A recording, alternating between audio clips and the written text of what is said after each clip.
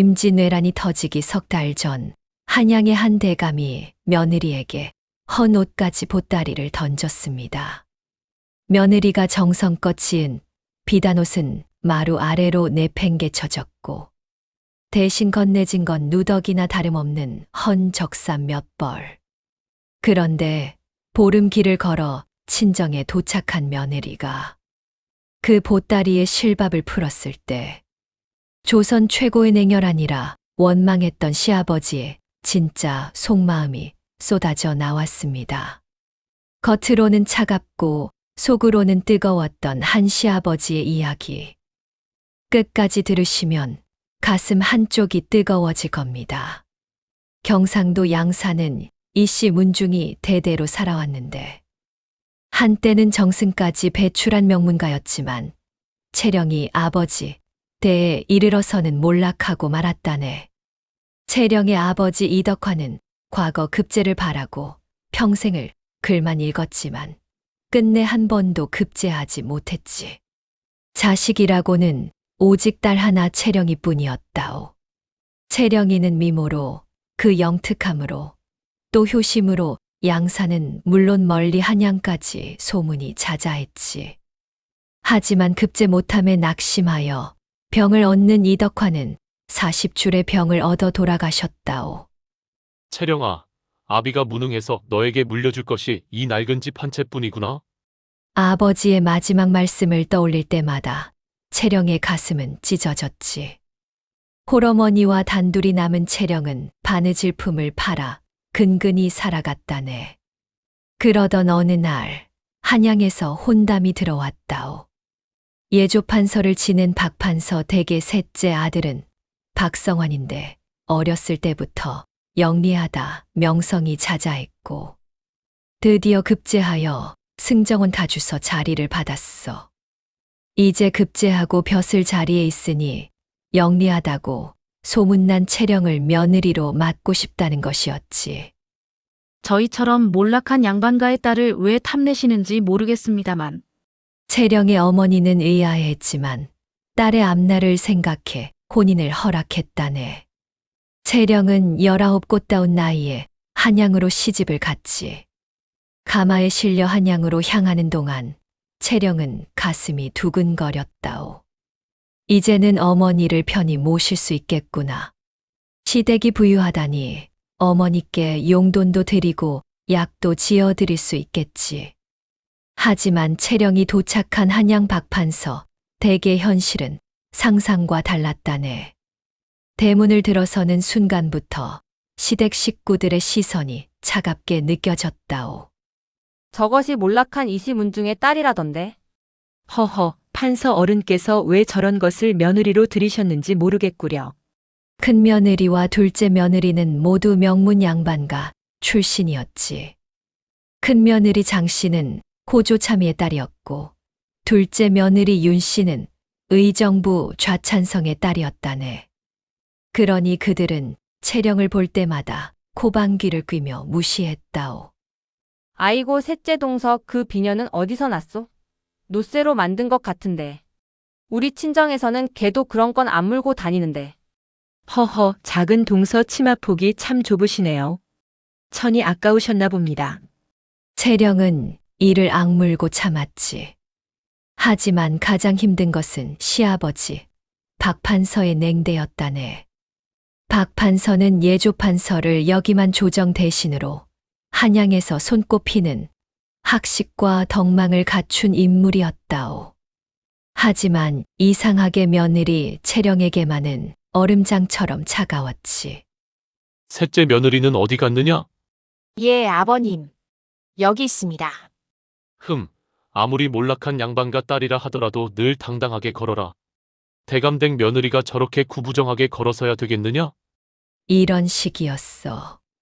채령은 고개를 숙이고 눈물을 삼켰지. 예, 명심하겠습니다, 아버님. 그래, 너는 천자문이라도 떼었느냐? 아무리 여인네라도 양반댁 규수는 어느 정도 학식이 있어야 하느니 사서삼경까지는 아니더라도. 예. 부족 하나마 아버지께로부터 소아까지는 떼었사옵니다. 과거도 못 붙은 분에게 뭘 제대로 배웠겠느냐? 이렇듯 박 판서는 매번 채령의 친정 아버지까지 들먹이며 모욕을 주었다오. 그나마 채령을 위로해주는 이는 남편 박성환 뿐이었다네. 박성환은 사람들로부터 주서 나으리 하며 인정과 존경을 받는 이였어. 부인, 아버님 말씀에 상심하지 마시오. 아버님은 원래 말씀이 엄하신 분이오. 서방님, 저는 정말 제가 서방님께 누가 되는 것은 아닌지 두렵습니다. 무슨 말씀을? 그대는 나의 소중한 아내요. 이렇듯 남편은 언제나 채령의 손을 꽉 잡아주었지. 하지만 남편의 위로에도 불구하고 채령의 가슴속 상처는 날로 깊어져만 갔다네. 그 무렵 한양에는 불길한 소문이 돌기 시작했다오. 외국 놈들이 쳐들어온다던데. 대마도에 외선 수백 척이 모여 있다는구먼. 조정에서는 대비를 하고 있는겨. 장터마다 백성들의 불안한 목소리가 오갔지. 특히 양산을 비롯한 남쪽 지방이 위험하다는 소문이 파다했다네. 채령은 그 소문을 들을 때마다 가슴이 철렁 내려앉았다오. 어머님은 양산에 혼자 계신데 외구가 쳐들어오면 어쩌시나. 밤마다 채령은 친정어머니 걱정의 잠을 이루지 못했지. 그러던 어느 날 친정에서 편지가 날아왔다네. 채령은 떨리는 손으로 편지를 뜯어보았지. 채령아, 올해가 어미의 회갑이 되는구나. 회갑상을 차릴 형편은 못 되지만 내 얼굴은 한번 보고 싶구나. 시댁 눈치가 보이겠지만 혹시 며칠이라도 다녀갈 수 있겠느냐? 편지를 읽는 채령의 눈에서 눈물이 주르르 흘러내렸다오. 어머니의 회갑. 시집 온 지 2년 한 번도 친정을 다녀가지 못했는데 어머니 회갑에 얼굴도 못 비추면 어찌 효녀라 할 수 있겠는가. 채령은 용기를 내어 시아버지를 찾아뵙기로 했다네. 채령은 며칠 밤을 설치며 고민했다오. 시아버지께 어떻게 말씀드려야 할까? 평소에도 자신을 못마땅해 하시는데 친정에 다녀오겠다고 하면 뭐라 하실까? 하지만 어머니의 회갑인데 가만히 있을 수는 없었지. 채령은 밤새 회갑 예물로 드릴 어머니 비단옷을 손수지었다네. 어머니께서 이걸 입으시면 얼마나 좋아하실까. 분홍빛 비단에 금실로 술을 놓아 정성껏 만든 옷이었지. 결혼 때 친정 어머니가 있는 돈 없는 돈 짜내어 마련해 준 예단이었는데 이걸로 어머니 옷을 지은 게지. 이튿날 아침 채령은 비단옷을 보자기에 싸들고 시아버지 서재 앞에 무릎을 꿇었다네. 아버님, 소녀 문안드립니다. 무슨 일이냐? 박 판서의 목소리는 여전히 차가웠지. 황송하오나, 올해가 친정 어머니 회갑이옵니다. 며칠만이라도 친정에 다녀와도 되겠사옵니까? 한참 동안 침묵이 흘렀다오. 채령의 가슴은 북처럼 쿵쿵 뛰었지. 회갑? 박 판서가 코웃음을 치듯 말했어. 급제도 못한 분의 과부가 무슨 회갑을 떠들썩하게 치르겠다는 것이냐? 더군다나 전쟁 소문이 흉흉하기만 한데. 그래도 아버님. 더군다나 지금이 어느 때냐? 외구가 쳐들어온다는 소문이 파다한데 멀쩡한 며느리를 어떻게 남쪽으로 보낼 수 있겠느냐? 하오나 어머님께서. 됐다. 그러면 예물이라도 마련해 보내야 하는데. 지금 그럴 만한 경황도 없다. 그렇다고 빈손으로 보내면 우리 박씨 문중의 체면이 어떻게 되겠느냐? 박 판서는 서슬퍼렇게 소리쳤다오. 채령은 그 자리에서 얼어붙었지. 그렇다면 이 옷이라도. 채령이 떨리는 손으로 보자기를 풀어 비단옷을 꺼냈다네. 소녀가 정성껏 지은 옷입니다. 이것이라도 어머니께 보내주시옵소서. 박 판서는 비단옷을 한번 쳐다보더니 또 매섭게 말씀을 이어나갔지. 이런 요란한 옷을 보내서 무엇하자는 것이냐? 아버님, 제발. 외구 침입이 코앞인데 이런 화려한 옷을 입고 있고 있으면 너의 어머니가 되려 도적들의 표적이 되지 않겠느냐? 몰락한 양반이 분수도 모르고 박 판서는 비단옷을 낚아채더니 마루 아래로 내던졌다네. 아! 채령의 입에서 비명이 터져 나왔지. 정성껏 지은 비단옷이 흘바닥에 나뒹굴었다오. 흘바닥에 떨어진 비단옷을 주워와서는 눈물로 얼룩을 닦아낸 채령은 그날 밤 서러워서 잠을 이룰 수가 없었다오. 어머니, 죄송합니다. 회갑에 옷 한 벌 제대로 못 해드리는 불효녀가 되었네요. 그런데 그때였다네. 시아버지 서재에서 이상한 소리가 들려왔다오. 드르르, 드르르. 무언가를 여는 소리, 서류를 뒤적이는 소리, 뭔가를 쓰는 듯한 소리가 밤늦도록 이어졌어. 평소 해가 지면 일찍 주무시던 박 판서가 대체 무엇을 하고 계신 것일까? 채령은 궁금했지만 감히 다가갈 용기가 나지 않았다네. 이튿날 아침 채령이 부엌을 오가며 일하고 있는데 박 판서가 나타났다오. 며느라, 예, 아버님. 굳이 가고 싶으면 친정에 한번 갔다 오거라. 채령은 귀를 의심했지. 아, 아버님. 정말 다녀와도 되는 것이옵니까? 대신 조건이 있다. 내가 주는 것만 가지고 가고 내가 시키는 것을 반드시 지켜야만 한다. 알겠느냐? 예, 아버님. 무엇이든 따르겠습니다. 채령은 너무나 기뻐 눈물을 흘렸다네. 그런데 잠시 후 박 판서가 하인을 시켜 가져온 것은 낡고 헤어진 옷가지들이 담긴 보따리였다오. 이게 무엇이옵니까? 이것을 가지고 가거라. 몰락한 양반가에 이런 헌 옷가지가 맞지 않겠느냐? 보따리를 풀어보니 군데군데 기운 자국이 있는 낡은 적삼과 치마, 헌 누비옷이 들어있었지. 채령의 얼굴이 사색이 되었다오. 아버님. 어찌 이런. 몰락한 집안에 얼마나 좋은 것들을 보내겠느냐? 이것이나 싸들고 가거라. 친정에 도착하기까지는 절대 풀어보지 말거라. 그리고 몸종에게 시키지 말고 내가 꼭 들고 가야 한다. 박 판서는 차갑게 내뱉고는 서재로 들어가 버렸다네. 채령은 헌 옷까지 보따리를 안고 그 자리에 주저앉아 울었다오. 어머니. 회갑날에 이런 헌 옷가지를 드리라니. 어찌 이럴 수가 있습니까? 큰 며느리와 둘째 며느리가 지나가며 키득거렸지. 아이고 셋째 동서 친정이 얼마나 가난하면 저런 헌 옷도 귀하게 여기겠어요.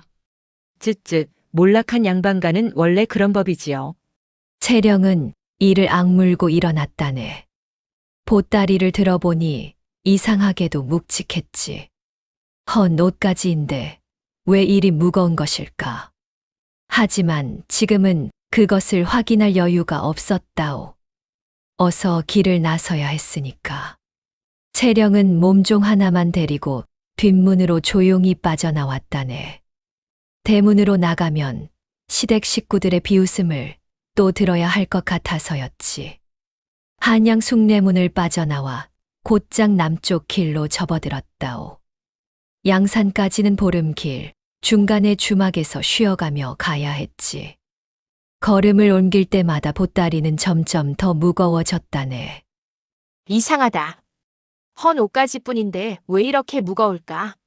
어깨가 아파 잠시 쉬려고 바위에 앉았다가 보따리를 만져보았다오. 천 안쪽에서 뭔가 단단하고 묵직한 것이 만져졌지. 혹시 솜을 넣으신 걸까? 하지만 솜치고는 너무 단단했다네. 채령은 고개를 갸우뚱했지만 시아버지가 주신 것을 함부로 풀어볼 수는 없었다오. 양산으로 가는 길은 험했다네. 산길을 넘고 또 넘어야 했지. 채령은 고개를 푹 숙이고 걸었다오. 혹여나 아는 사람을 만날까봐 두려웠거든. 이런 초라한 보따리를 들고 친정에 간다니. 어머니가 보시면 얼마나 섭섭해 하실까. 그런데 길가에서 마주친 행상들이 수군거렸지. 저 양반댁 아씨가 왜 저리 초라한 보따리를 들고 가는겨? 쯧쯧. 양반가도 요새는 어려운가 보. 채령의 눈에서 눈물이 또다시 주르르 흘러내렸다네. 해가 저물어 주막에 들렀다오. 채령은 작은 방 하나를 얻어 보따리를 내려놓았지. 어머니, 내일이면 될 수 있습니다. 하지만 이런 헌 옷가지를 드려야 한다니. 채령은 보따리를 베고 누웠어. 친정 어머니를 보게 된다는 기쁨보다는 하찮은 선물을 드려야 한다는 마음이 더 무거웠지. 그런데 이상했지. 보따리가 베개처럼 단단했다오. 대체 이 안에 무엇이 들었길래. 채령은 몇 번이고 보따리를 만져보았지만 시아버지의 언명이 무서워 열어보지는 못했다네. 보름 만에 드디어 양산 친정 마을에 도착했다오. 채령은 친정의 쌀이 문 앞에 서서 한숨을 쉬었지. 어머니, 회갑날에 불효녀가 이런 헌 옷가지만 들고 왔습니다. 대문을 밀고 들어서자 마당에서 빨래를 하던 어머니가 고개를 들었다네. 채령아, 어머니, 채령은 보따리를 내던지고 어머니께 달려갔다오. 2년 만에 보는 어머니의 얼굴은 주름이 더 깊어져 있었지. 어머니, 얼굴이 많이 상하셨어요. 채령이 어머니의 손을 잡으니 뼈만 앙상하게 남은 손이 느껴졌다네. 아가, 너는 그동안 잘 지냈느냐? 시댁에서 구박은 없었고. 예, 어머니. 잘 지냈습니다. 채령은 거짓말을 안 할 수 없었지. 어머니께 걱정 끼쳐드리고 싶지 않았거든. 그런데 그 보따리는 무엇이냐? 어머니가 마당에 놓인 보따리를 가리켰다오. 채령의 얼굴이 붉어졌지. 그게 시아버님께서 주신 회갑 예물입니다. 아, 그래. 어디 보자꾸나. 어머니가 보따리를 집어들면서 말했어. 이게 왜 이리 무겁지? 저도 모르겠습니다. 아버님이 친정에 도착할 때까지는 풀어보지 말라고 엄명해서요. 채령도 고개를 갸우뚱했다오. 어머니와 채령은 마루에 앉아 보따리를 풀기 시작했다네. 겉에는 낡은 적삼과 치마가 보였지. 아이고, 이게 무엇이냐? 어머니의 얼굴이 어두워졌다오. 어머니, 죄송합니다. 시아버님께서. 그런데 바로 그 순간이었다네. 어머니가 옷을 들어 올리려는데 옷 안쪽에서 무언가 번쩍이는 것이 보인 것이라오. 이게 뭐냐? 어머니가 옷깃을 뒤집어 보니 그 안에 작은 주머니가 꿰매어져 있었지. 어머니는 떨리는 손으로 실밥을 풀었다네. 그러자 그 안에서 어머, 이게. 황금 비녀가 모습을 드러냈다오. 채령아, 이것 좀 봐라. 채령도 놀라 황급히 옷을 펼쳤다네. 치마 허리춤에도 뭔가 꿰매어져 있었지. 실을 풀어보니 옥패가 나왔다오. 어머니, 이게 대체. 다른 옷도 살펴보자. 두 사람은 서둘러 보따리 속 옷들을 하나하나 펼쳤다네. 누비옷 안감에는 또 다른 황금 비녀가, 속적삼 속에는 은비녀 2개가, 그리고 가장 안쪽 옷 속에는 이것은 종이 한 장이 나왔다오. 어머니가 떨리는 손으로 펼쳐보니 그것은 토지 문서였지. 이씨 부인 앞 경기도 양주 소재 논 열맞이기. 문서를 읽던 어머니의 눈이 휘둥그레졌다네. 채령아, 이게 내 이름으로 되어 있구나. 예? 어머니 명의로요? 채령도 놀라 문서를 들여다보았다오. 분명 친정 어머니, 이씨 부인 명의로 된 토지 문서였지. 경기도 양주, 한양에서 가까운 곳이라네. 시아버님께서 왜 이렇게. 바로 그때 채령의 손이 옷 안쪽을 더듬다가 또 다른 종이를 발견했다오. 작게 접힌 언문으로 쓰여진 편지였지. 어머니, 이것도 있어요. 채령은 떨리는 손으로 편지를 펼쳤다네. 한글이지만 박판서의 힘찬 글씨체로 빼곡히 적힌 것이었어. 채령은 편지를 읽기 시작했다오. 첫 줄을 읽는 순간 눈에서 눈물이 주르륵 흘러내렸다네. 우리 새애기 채령에게 지금까지와는 다른 너무나 따뜻한 말투였지. 이 편지를 읽고 있다면 무사히 양산에 도착했다는 뜻이겠구나. 이 늙은이가 너를 헌 옷가지로 보낸 것을 원망하지 마라. 다 이유가 있어서 그런 것이니. 채령의 목소리가 떨렸다오. 요즘 외구 침입 소문이 파다하다. 조정에서 아직 공식 발표를 하지 않았지만 내가 이리저리 들은 바로는 올해 안에 반드시 전쟁이 일어날 것이다. 특히 남쪽 지방이 위험하다. 너를 양산으로 보내는 것이 이 늙은이로서는 가슴 아픈 일이었지만 사부인의 회갑을 마냥 모른 채 할 수는 없었다. 채령은 숨을 삼키며 다음 줄을 읽었다네. 그래서 궁리했다. 내가 화려한 옷을 입고 가면 어찌 되겠느냐? 산중에서 도적을 만나 화를 당할 수도 있고 주막에서 비싼 옷이 사람들의 눈에 띄면 도둑당할 수도 있지 않겠느냐? 그래서 일부러 헌 옷가지를 주었다. 너를 구박하려는 것이 아니라 너와 사부인을 모두 지키려는 것이었다. 채령의 눈에서 눈물이 폭포수처럼 쏟아졌다오. 그리고 이 금부치, 은부치와 토지 문서를 사부인께 드려라. 하지만 사부인은 자존심이 강하신 분이라 들었다. 그냥 드리면 절대 받지 않으실 것이다.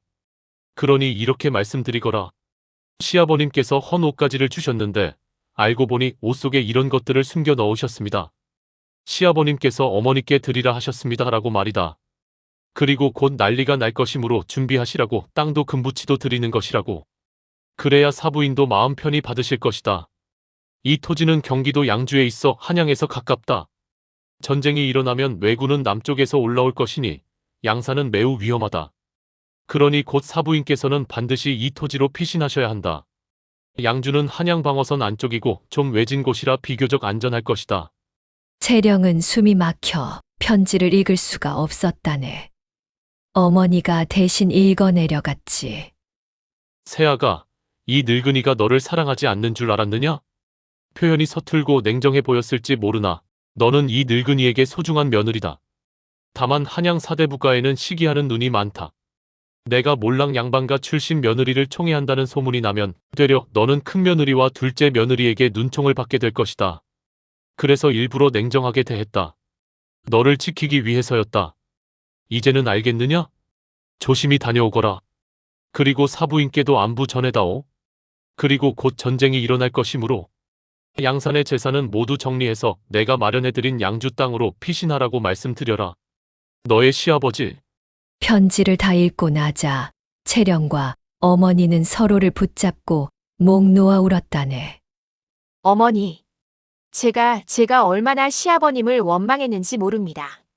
채령은 한양이 있는 북쪽을 향해 절을 올렸다오. 아버님, 저를 용서하십시오. 아버님의 마음도 모르고 저는 내내 원망만 했습니다.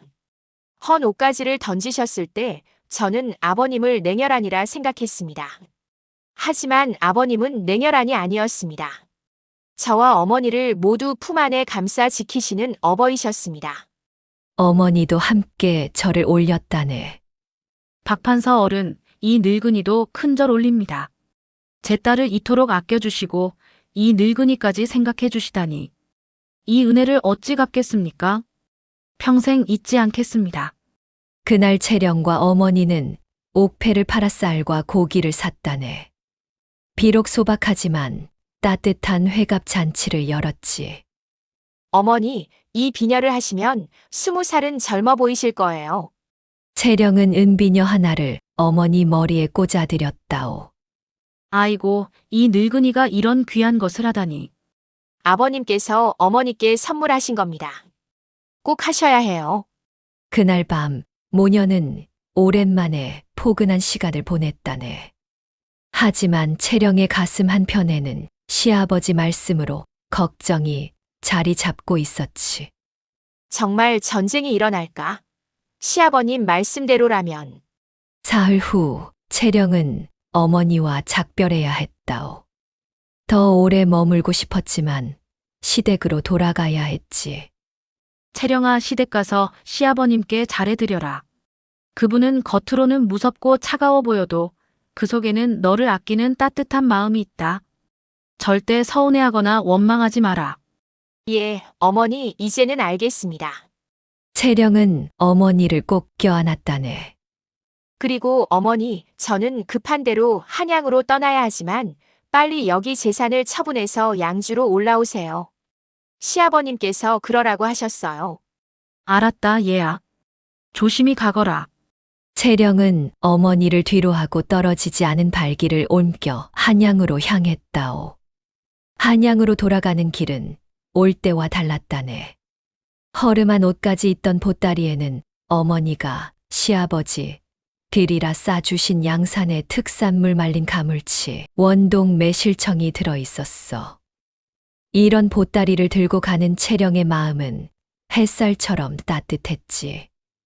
발걸음도 가벼웠다오. 시아버님, 이제는 시아버님의 마음을 알겠습니다. 냉정한 말투도 차가운 눈빛도 모두 저를 지키시려는 사랑이었군요. 채령은 걸으며 눈물을 흘렸다네. 하지만 그것은 서러움의 눈물이 아니라 감사의 눈물이었지.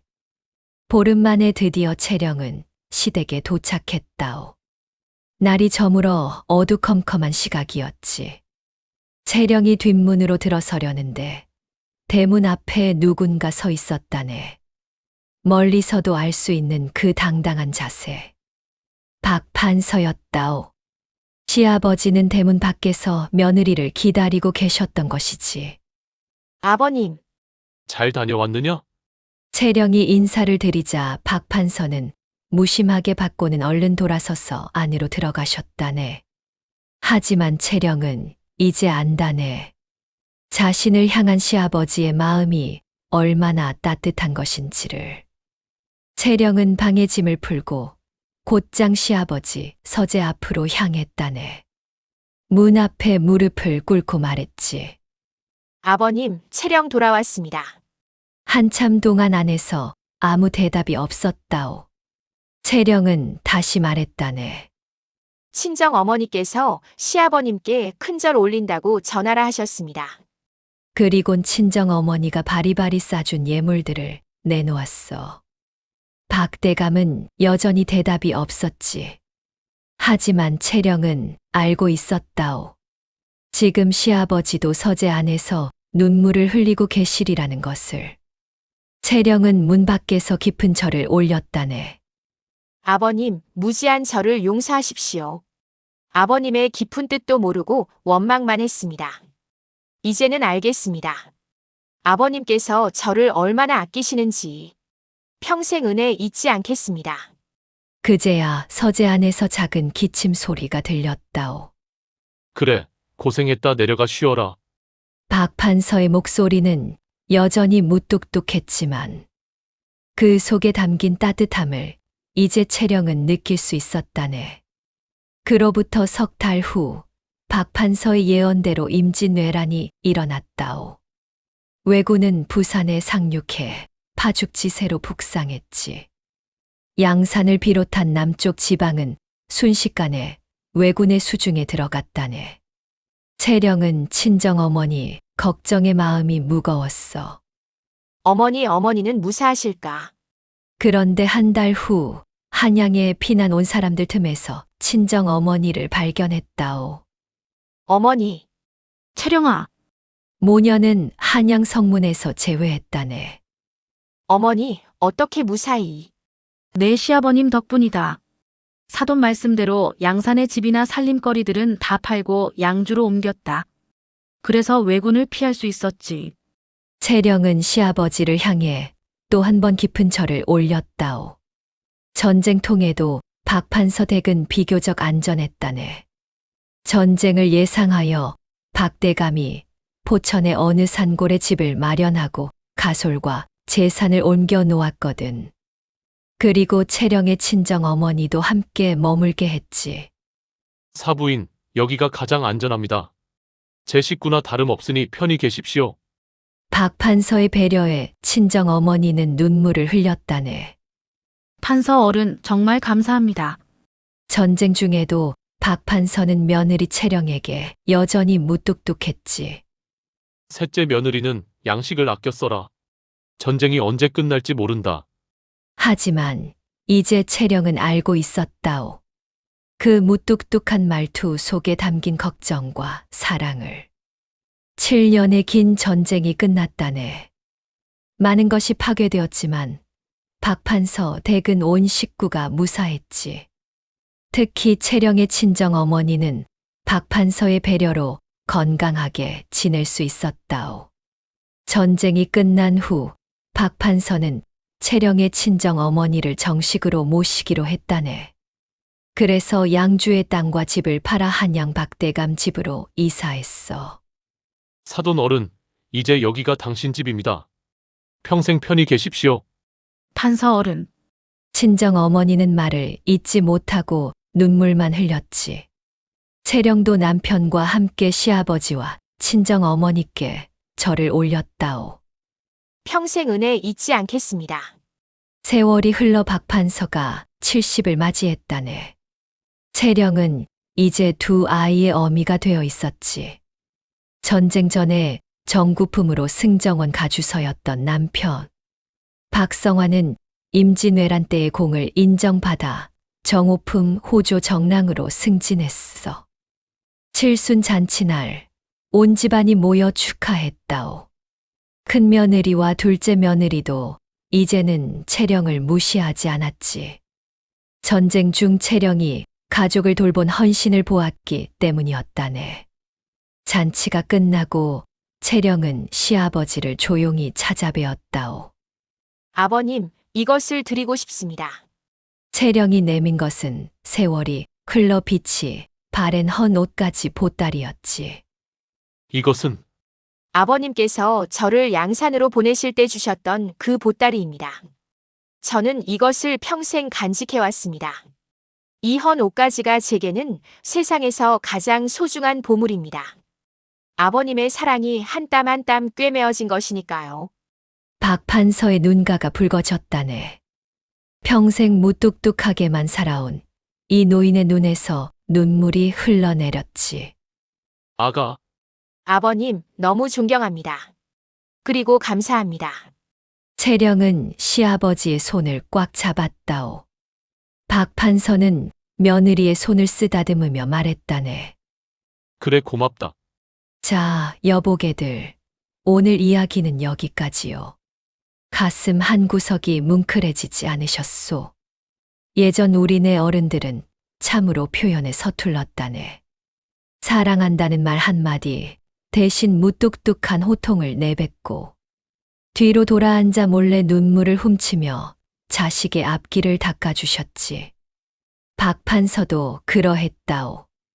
며느리를 사랑하는 마음을 차가운 말과 냉정한 눈빛 뒤에 숨긴 채 밤새 서재에서 토지 문서를 준비하고 보물을 꿰매 넣으며 그 사랑을 표현하셨던 것이라네. 지금 여러분 곁에 있는 누군가의 말이 바위처럼 단단하고 차갑게 느껴지시는가? 어쩌면 그 속에는 당신을 지키려는 세상에서 가장 따뜻한 마음이 숨어 있을지도 모른다오. 겉모습만 보고 원망하기보다는 그 속의 진심을 들여다볼 수 있는 넓은 마음을 가지시게. 헌 옷가지 같은 말투 속에 감춰진 비단 같은 마음, 서리발 같은 눈빛 뒤에 숨겨진 햇살 같은 사랑. 그것을 알아보는 것이 진정한 효도요, 진정한 사랑이라네. 특히 전쟁 같은 큰 난리가 닥쳤을 때 진짜 사랑하는 사람은 미리 준비하고 대비한다는 것을 기억하시게. 박판서처럼 말이오. 자, 오늘 이야기는 여기까지요. 구독과 좋아요 꾹 눌러주시고 어디서 듣고 계신지 댓글로 남겨주시게. 여러분이 계신 그곳에 평화와 따뜻한 행운이 가득하길 바라오. 다음에도 더 좋은 이야기로 찾아뵙겠네. 고맙소이다.